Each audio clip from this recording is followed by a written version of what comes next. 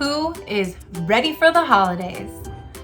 Being cozy by the fire, spending quality time with your family, eating all your favorite foods, and getting presents. Another great thing about the holidays is watching my favorite holiday movies, like the movie Home Alone. Have any of you ducklings ever seen it? That's the movie where the parents accidentally leave the kid home alone. Whether you've seen the movie or not, you're in luck, because today we're gonna read the book about it. Hi ducklings, welcome back to my castle. I'm Auntie, and today we're going to be reading Home Alone. This is gonna help us get in the holiday spirit. Before we get started, get cozy, grab some stuffies, snuggle up.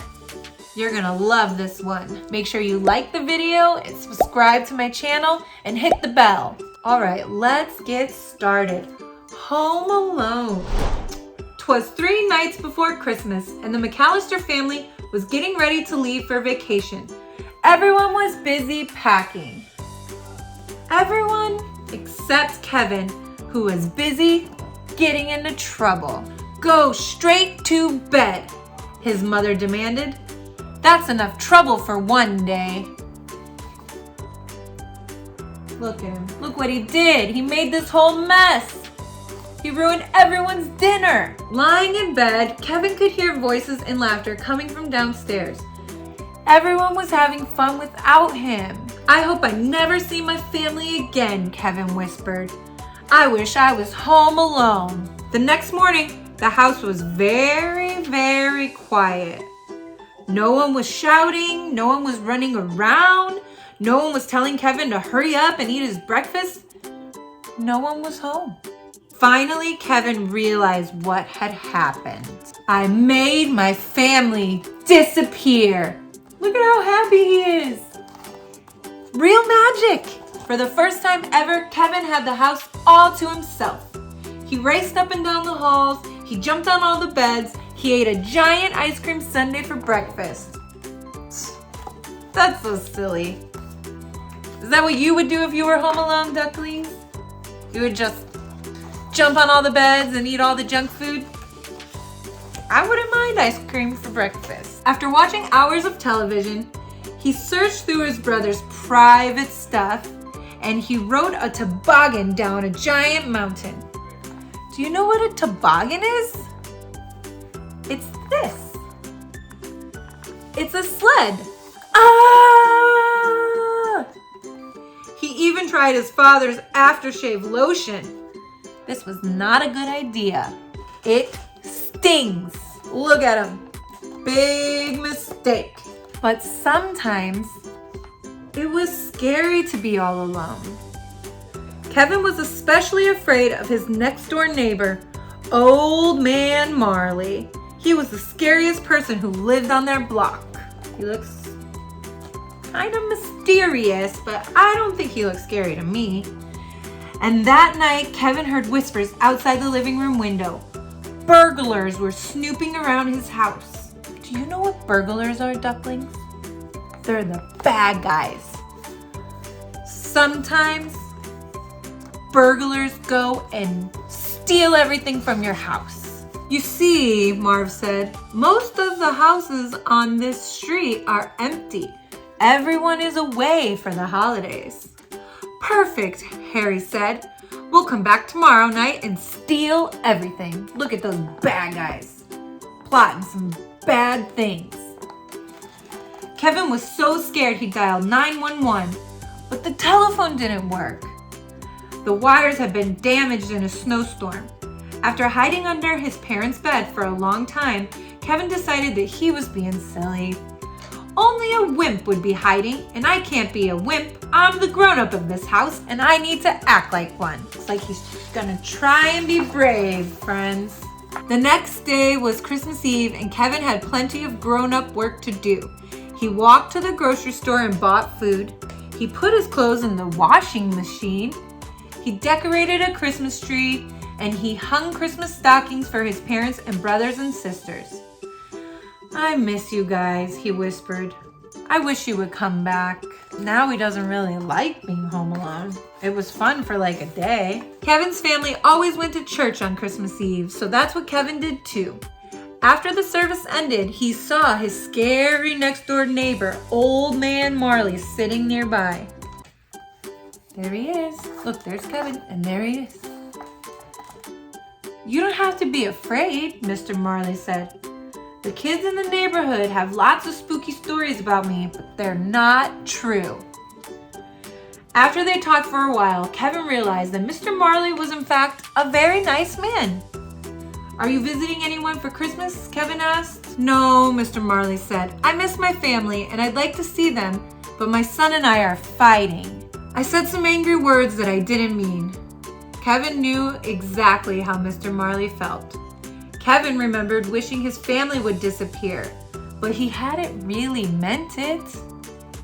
You should try talking to your son, Kevin said. Maybe I will, Mr. Marley said. When Kevin left the church, it was already dark. The burglars would be coming soon. He ran all the way home. Oh no. He's gotta get there before the burglars. Kevin made a plan that was full of booby traps. These are booby traps, friends. These are little traps that are gonna stop these burglars from getting in. He's got broken Christmas ornaments. He's got heavy cans. He's got sticky feather fan. Lots of traps.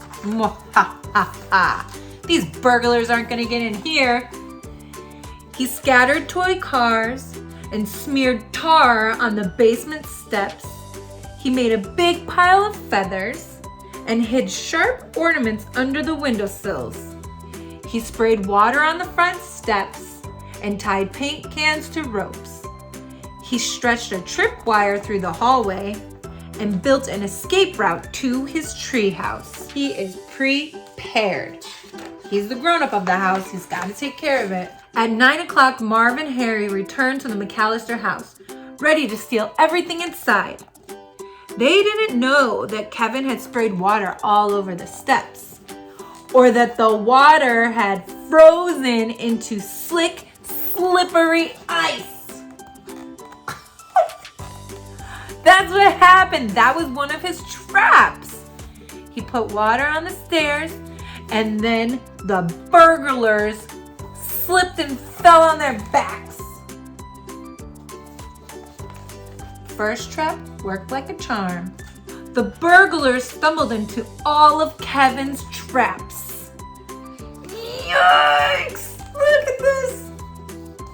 The tar is taking off his socks, and he's stepping on all these ornaments. It's hurting his feet. Oh, over here he tripped on the tripwire. Then he's getting feathers in his face.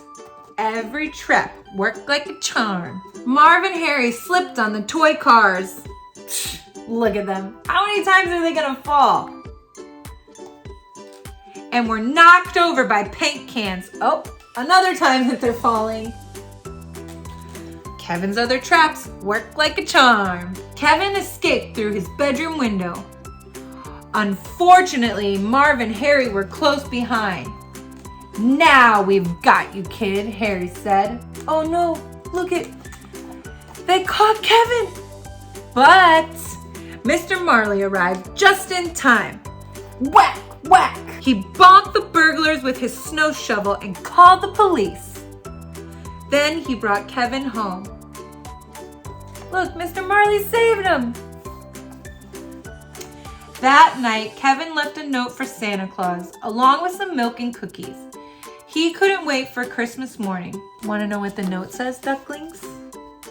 Dear Santa, I don't need any presents. Just bring back my family. Love, Kevin McCallister. Oh, he's alone on Christmas Eve and he just wants his family back. When he woke up the next day, Kevin rushed into the living room. Mom? Dad? Is anyone here? No one answered. But look, Santa came, ate the cookies, didn't bring him his family. Then he heard a familiar voice. Kevin, is that you? What's gonna happen? His mother was home! Look at her! Santa did bring his family back! I missed you so much, he said, giving her a giant hug. I miss you too, she said. Where are the others? Kevin asked. The front door flew open, and there they were, his father, his brothers, and sisters. Everybody was home at last. Are you okay? His father asked. I'm just happy you're all back, Kevin said. Merry Christmas.